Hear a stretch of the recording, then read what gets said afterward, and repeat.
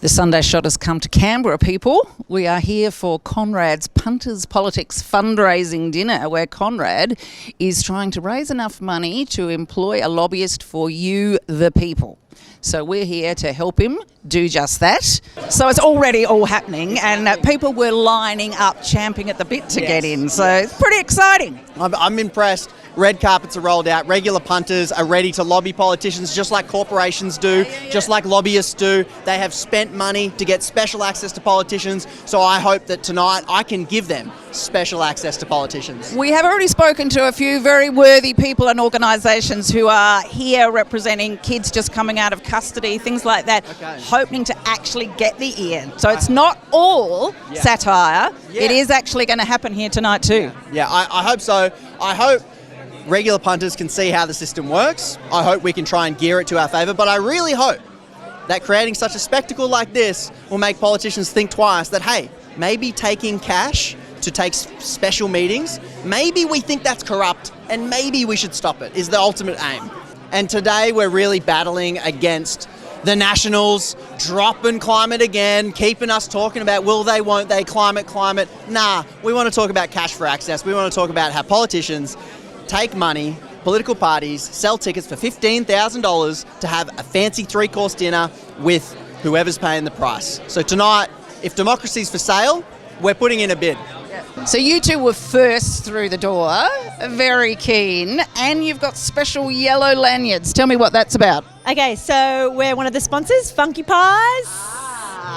Vegan pies all the way from Bondi to support this amazing idea, venture of Conrad and Punters Politics. Many of us at the shot were very impressed at your courage and speaking up for the Palestinian people when not that many people were. It must have been a very big deal, though. You'd been a member of the Labor Party, you were elected as a young woman, you had been celebrated as a symbol of diversity, and then to have it come undone so quickly, it must have been a difficult time. Definitely was a difficult time, but no regrets whatsoever.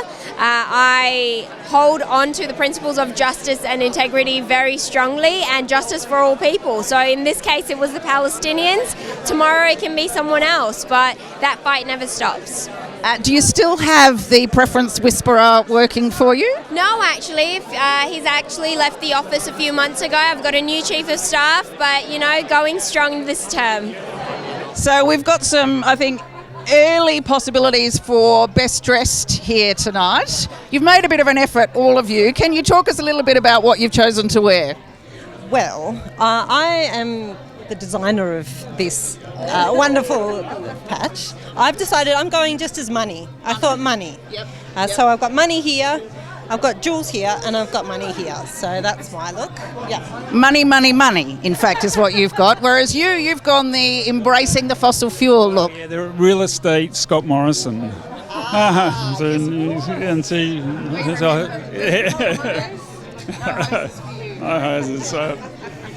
And you, on the other hand, you've got a bit worldwide fun. Angel, I'm like the good Gina Reinhardt. Like I've got compost on my arm. I've got, electrify Canberra over here because we're into renewables. I've got climate action now. I should have a bit of wind power over here, but we sort of thought about that after. So we have very much a study in contrasts. The sublime to the ridiculous, I think, is what we've got here. Helen Haynes, it's great that you're here tonight. What I have found really interesting is that there are genuine punters who have come here in order to have the opportunity to talk to politicians and to talk to them about issues that they really care about, which they probably don't get enough of an opportunity to do. Joe, thank you. It's not only fun to be here, because this is a fun event, but it's a fun event with a really serious message, and that is who has access to power. I think that what many people tell me is that, they might have an opportunity to speak to their local member, or many of them say they can't actually get an appointment, which really surprises me. But it's the access to powerful decision making that's the key bit here, and who's influencing who. Have you been disappointed at the performance of the Albanese government on transparency and the difference between what they were saying in opposition and how they've performed in government? Yeah, well, I'm on the record as saying this, Joe. Am I surprised? Yeah, I am a bit. And I'm disappointed because we saw some pretty egregious breaches of trust from the Morrison government, and then we had a Albanese government elected in 2022, re-elected in 2025 with a larger majority. And just before I got here tonight, and I got here a bit late because I was giving a speech in the House on the government's proposed changes to freedom of information law. Yeah. And if ever there's an issue for punters, it's this one. It's punters who put in those FOI requests. Now, there are a few issues that need to be addressed. That bill needs to be modernised, but what the government's trying to do, really, I am deeply opposed to. They are changing the law in regard to anonymity. So everyone who wants a freedom of information request, if they put one in, they have to say who they are. That's a real problem if you're a whistleblower. It's a real problem if you're an investigative journalist. They want people to pay. That's a real problem. Even if it's a modest fee, it's enough to turn some people off. There are so many elements to this, including what I think is the most egregious part, is they actually want to broaden the amount of information that can be considered cabinet in confidence. And we know from the recommendations of the Robodebt Royal Commission, where they said actually we need to re-look at the cabinet in confidence section, not expand it. Address it. So, and they're being a bit dishonest about that as well, Yeah, which is really disappointing. Yeah, I reckon they have, and it's why people like the independents exist. Yeah. I know the government don't like it. They do not like us asking these questions. They do not like us raising a red flag on these issues, but I'll continue to do it because I think it is. I just think this is the demos in democracy. This is where the people are, and I really feel it's my job as a representative in the House of Representatives. It is what it says on the can. I need to represent what the people want, and the people want honesty and transparency. They want governments to make the decisions. Of course, they have to. They're elected to, but they want to see the why and the how and the who. And how pissed off is the government with you right at the moment, extending question time last week? A lot more than I thought. It's been interesting, all sorts of arguments that, Dorothy Dix is the bedrock of our democracy to a whole bunch of things, but it's all because they won't release a report, which I think is in the public interest and should be in the public domain. So I think it's a real sign of the Senate actually working as it should to hold the government to account. And it was a report that was commissioned back in 2023 about, jobs for the mates, which they only actually commissioned because Sophie Scomps was going to bring in a private member's bill. They still haven't released it. What excuse are they giving to you? They're claiming cabinet in confidence, but if you actually look at the standing orders of the Senate, just because the document has gone to cabinet doesn't mean that it would somehow reveal deliberations of cabinet. And if you go back through when the coalition were in power, Labor railed against this use of cabinet in confidence. And so, I guess it's one of those things you get frustrated hearing parties in opposition say, we'll be transparent, we're going to do things differently. Then they get in there and they're kind of doing a lot of the same things. And I think Australians expect better now. Has the government sort of basically started ignoring you now that they don't need your vote? Like that honeymoon period where your vote could make the difference for them meant that they were being ultra charming? Is now you're no longer Don Farrell's best friend? I mean, it's definitely different. I've got some good relationships in there, and I genuinely try and engage in good faith on issues. And despite the numbers in the Senate changing, we've seen like a huge win on aged care. The government bringing forward 20,000 places, which was advocacy from the crossbench. And then now on the Briggs review, I think you're seeing the crossbench actually working with the opposition to hold the government to account. And whose politics do you think are worse, Ralph Babbitt's or Pauline Hanson's?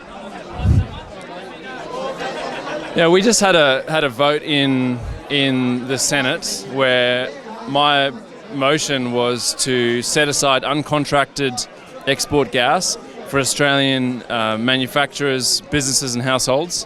And we had the entire crossbench, including One Nation and Ralph Babbitt, voting with the Greens, independents against the major parties who think that we should just export all of the gas. So, you work with these people every day and I'm committed to engaging on the issues, and when we agree, we vote together, and disagree, we obviously don't.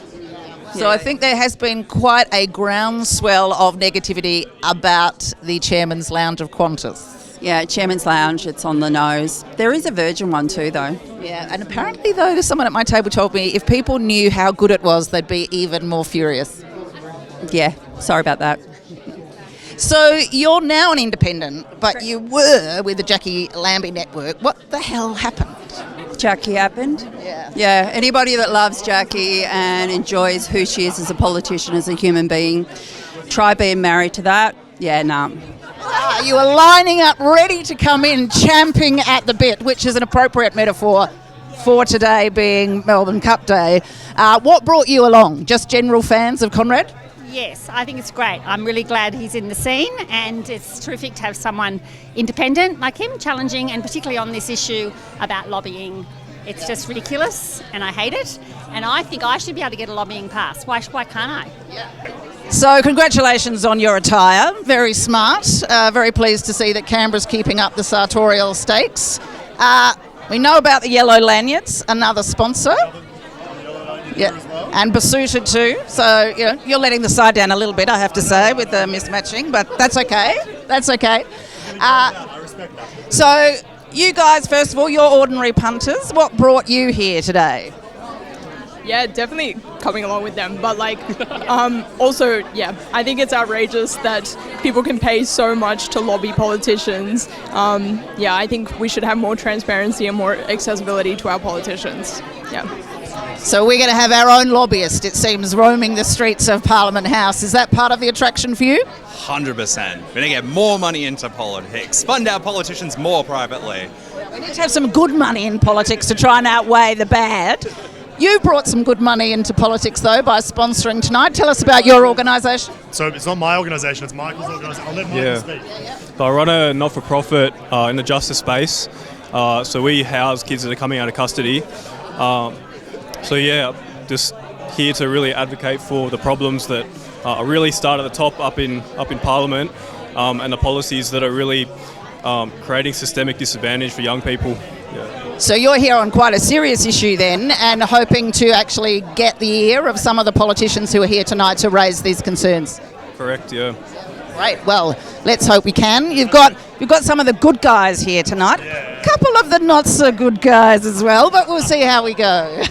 So you've shamelessly paid for access this evening. Are you going to try and buttonhole some politicians, or is it more about supporting Conrad, or a bit of both? Well, for us, it's really about getting the word out there about our organisation and what we're doing, and making community connections, because we figured this is the kind of event where we're going to meet a lot of like-minded people who want to make a real difference to our Australian communities, and that's what we're invested in. So that's what's drawn us all the way over from WA tonight, and yeah, we're hoping that we can make the most of it and make some good connections. So you might be the furthest travelled coming here tonight.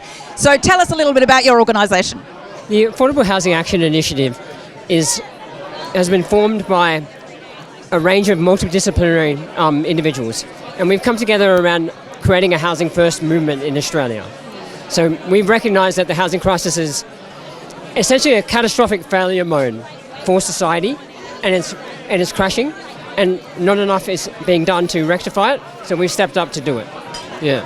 Well, good on you, because if you don't have housing, you don't have stability, and without stability, it's very hard to get employment. So that is really one of the first steps that need to be taken. So, and it's great to have you along and on board. Thank you. Black Frog Solar, tell us about you. So, my name's Jeff Florence. I'm the CEO and manager of Black Frog Solar. We're a Brisbane-based company. And what drew you to tonight's event and Conrad and Punters Politics? More the disillusionment of seeing what my children are growing up to have as their future. And I don't think it's a very promising future at the moment in Australia. And we need to make a change. And it all starts from a small movement. And I want to be part of that small movement.